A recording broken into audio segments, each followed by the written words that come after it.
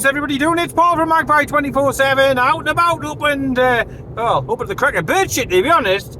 But looking forward to getting back to the football. I'm sick and tired of the politicking, the rumours, all the other off the field shit, to be honest. Looking forward to getting back, to seeing the lads in action, to talk about football, to be heading to a football match, and after what, about 55 days? It feels like a lot longer, but heading north now. A 4.5 hour journey up to Glasgow to see the lads take on Celtic in the inaugural, the first ever of its kind. Well, sort of, it's just a rip-off of other friendly pre-season tournament things and cups. But it's the Adidas Trophy, isn't it, today? So a chance to win a trophy. I know it's a pre-season kickabout, basically, isn't it? It's all about fitness. They're a little bit ahead of us in terms of preparation. They've had a few more weeks at it than what we have had. The lads are coming off the back of a few days in Austria, a training camp over there. It looked good, it looked fun, it looked productive. And then fingers crossed, we get a game, we get a victory today. We get a game on, hopefully the weather holds, because everybody and the mother's been telling us that it's going to absolutely and utterly piss it down.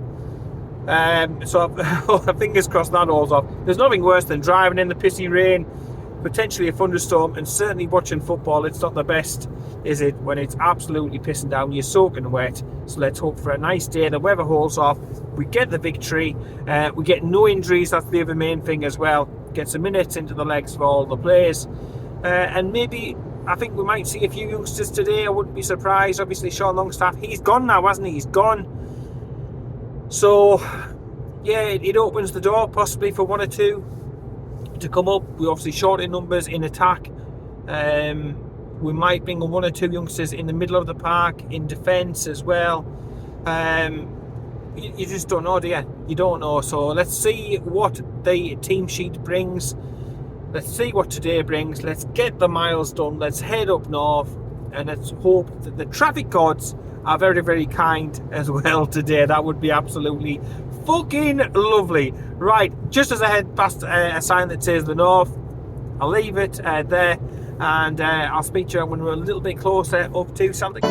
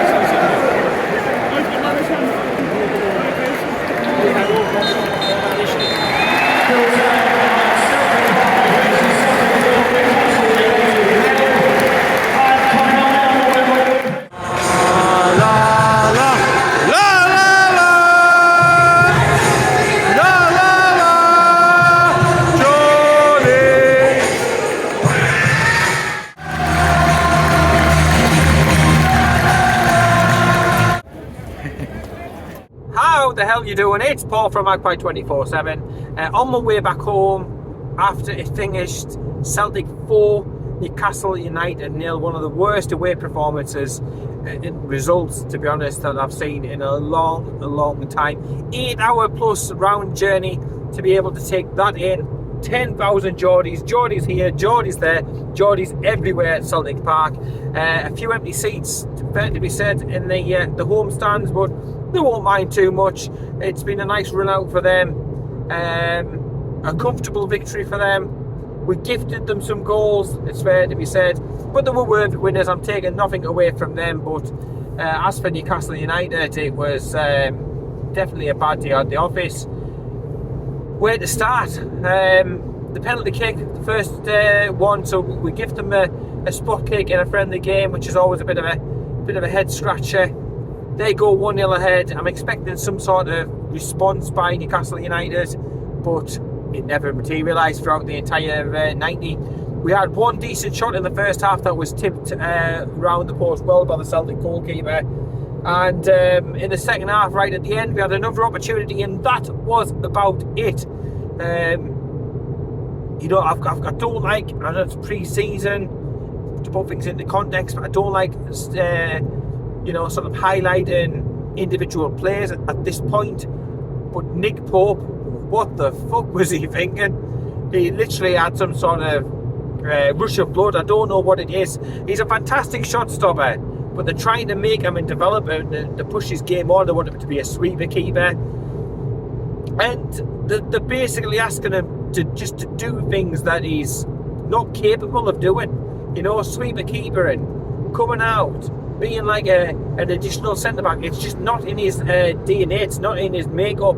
It's not what makes him tick. It's not what brought him to the dance.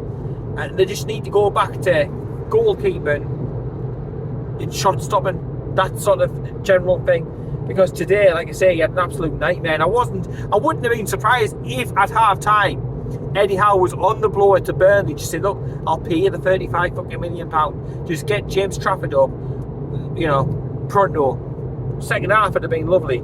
As it turned out, Pope did come off at half time. There was another plethora of changes, but it didn't change our fortunes.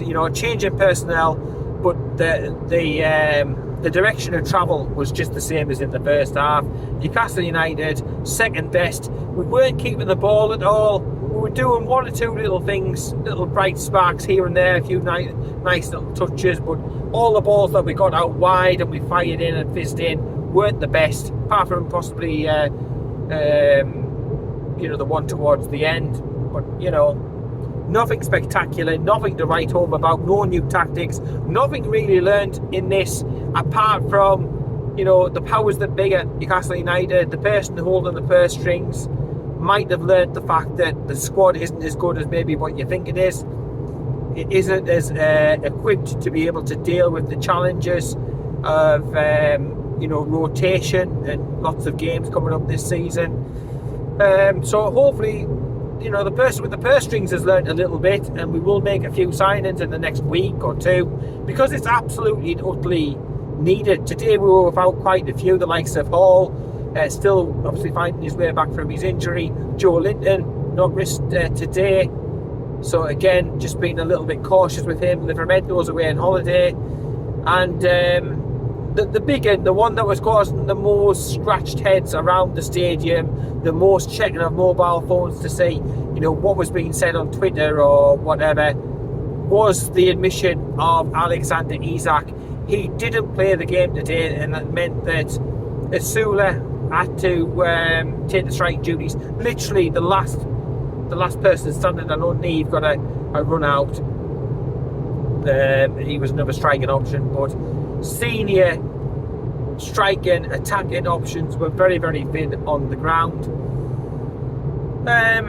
Could have done with Isak there today, if only really to, because like I said, there's nothing riding on it. It's a meaningless game there for fitness and to experiment and to bed in new players, but just to give something to those 10,000 Newcastle United fans who made the journey from all over the country to watch them, and they just didn't. They didn't really give anything to the fans at all. Yes, the Anthony Gordon headband, the gold karate, Karate Kid vibe going on there. I was screaming out Warren Barton 2.0, but I'll take the Karate Kid one on board with an advisement. Yeah, that was probably a highlight of the game, and that tells you therefore what the game was actually like throughout the 90 minutes of action. What other things? Elanga coming on for his debut, started brightly, faded away, but to be honest, it matched the mood of the performance of the rest of the team, to be honest. Apart from that, not a great deal to write home about. The new South Korean signing, the youngster, he was in the stands watching the game, which was nice. Something that wasn't so nice, and again, I don't want to gripe at Celtic are out like that. They were thoroughly deserving of the victory today, no doubt about it, but a little bit let down by Celtic Park. My first trip to Celtic Park, a little bit disappointing, atmosphere-wise. It wasn't very good. It's a bit tatty, isn't it? And then, I can park them to one side. Getting inside, and when they score the goals and the lights are flashing all around the place. I've said it before when I did the Wolves one, and I'll say it again now. It's tacky as fuck. It's cheap as fuck. It's cheap and nasty. It's awful. Absolutely awful. Pumping in music, non-specific to what was actually going on. It felt a little bit Everton at times, if I'm being honest, and not a knock, but atmosphere-wise, it was. I know it's pre-season friendly, but goodness me, all this famous Celtic Park atmosphere, and I didn't sense any of that myself, to be honest. And maybe, like I say, maybe the light show, like every time they scored when they were going out, and I don't know, maybe it just left a too bad of a taste in my mouth personally for my liking. But I didn't like it at Molineux. I didn't like it at Celtic Park. I think it's just cheap and cheesy and tasteless and crass, and it's just shite. That's the best way to put it. I mean, I'm sorry, Celtic fans, and I'm not dissing or knocking on yous or anything else like that. Like I touched upon, worthy winners today. I've got no complaints, no grumbles about that. Obviously, you're several weeks ahead of us with regards to fitness and stuff. As the heavens open once more, because yes, I can get a bit wet whilst watching the game. But yeah, just have your lights on normal. Yeah, you don't need to flash. You're not like it was very school disco-y, very, very, very school disco-y. Not for my taste anyway. But certainly, what wasn't for my taste was the performance of the lads put into the defensive realties, mistakes, a few misplaced passes, and like I touched upon before, the midfield area, it just didn't work throughout. Even with two sets of different 11s, it still didn't really work. Passes going astray, no physicality in the middle of the field, and this is why I continue to bang the drum for Joe Linton, because when we've got him in, he covers every blade of grass, he puts the graft in, he puts the hard yards in, and he's a great player for us. As soon as he's not there, as we found out at the end of last season, the wheels sort of fall off for Newcastle United, and the quality of the performances isn't there. I think when Joe Linton's in, he allows others to be able to play and express themselves more. And this is why I keep coming back to recruitment, because it's about recruitment and it's about squad balance. When a player is out injured or is unavailable for whatever reason, you need other options to be able to bring in, and we don't have another central defensive midfielder, a physical presence on the field. We have different midfielders doing different things, and today even those have got the opportunity, and I thought they'd be chomping at the bit to prove a point and to stake a claim for that first game against Aston Villa away. But I thought Lewis Miley was quite off it. I thought Joe Willock was quite off it. Bruno touches here and there of his undoubted brilliance, but not a great deal of anything, to be honest. I thought we were afraid to take a shot. We didn't work the keeper, the opposition keeper or keepers, as it turned out to be. We did, work them anywhere near enough. And if you don't take shots, and if you don't fashion opportunities out, and if you're not winning set pieces, then you're not going to be scoring goals. The corners and that side of it that we got were pretty woeful, to be honest. The free kicks were even worse. Got one or two of them, and they were just like glorified passbacks, to be honest. So I was disappointed on that. And I think, look, it's a bit of a wake-up call. It allows the powers that be to know that we do need extra reinforcements. You can't literally do this, qualifying for Champions League, winning cups every season on a shoestring. And it'll sharpen and focus the minds for the lads, knowing that, look, they've got to give 100% every single time, or you won't get the results. And I don't think any of them today gave 100%, if I'm being honest. There were some, bright sparks. The likes of Asula, the likes of Murphy, Trippier, but there were few and far between. And even them, they looked leggy, they looked tired. You could tell they come off a very intensive week out there in Austria. But look, I'm not going to get too down about a friendly match, but at the same time, I do think the fans that made the trip there in their droves deserved a lot better than what they got served up. You can take a defeat, but it's the manner of the defeat, isn't it? But speaking about the manner of your performance, a little bit niggly from Celtic as well sometimes. Again, I don't want to sound sour out like that, but a little bit niggly. I've just come back in England, by the way, so we're out of Scotland. But yeah, a little bit niggly, jumping into a few tackles, getting a little bit heated under the collar with Celtic. There's no need. It's just a pre-season kickabout. It's like, relax, just take a step back. Normally 4-0 away from home, I'd be absolutely losing me shit. You know what I mean? I'd have gone absolutely crazy at a performance and a result like that. But you've got to see it in the bigger picture. I think it's all about fitness. It's all about getting minutes in the legs. And as long as they're ready for that first game of the season against Aston Villa in the Premier League, down at Villa Park, that's all that fucking matters at the end of the day. Not a game I'll fondly remember. Probably my first and my last trip to Celtic Park, unless we get them in the Champions League, of course, which is a possibility. But we've got a week to go now. The lads are flying out over into Asia, and I think they're going to play Arsenal first, aren't they, in Singapore, if I'm right. That'll be the next game. And again, we're looking for a marked step up in performance from what we've seen today. Hopefully a goal or two would be nice to manage that. But definitely a better performance. A little bit, again, players to get minutes in the legs and to build that all-important fitness up, ready for another grueling and demanding season ahead of us. But let me know what you think down below in the comment section. You can also WhatsApp us as well.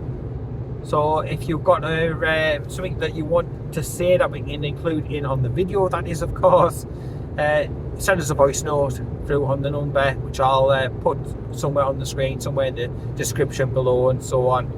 And if you're feeling ultra brave, you could always just record a quick video of, say, 30 seconds, a minute or so, no more than that, just on your thoughts on today's game, and pop through to our WhatsApp number and we'll get those included. I might even put it in with the vlog, which I'll be doing later on when I get back, probably in another an hour and a half, 2 hours, something like that. So steady away for the time being. But yeah, disappointed, kind of, but feeling a bit disappointed at that one.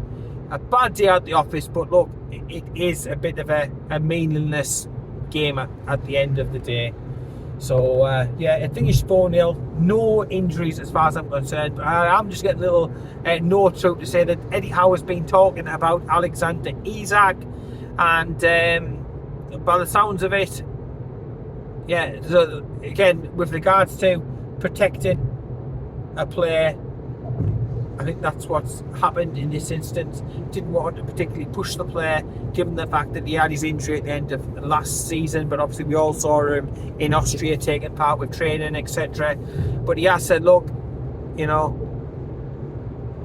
conversations have taken place. They do take place, you know, at regular intervals, around about happiness and stuff like that.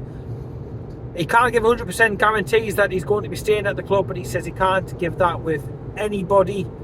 And he's right. Everybody, like the old $1 million man saying, isn't it? Everybody's got their price.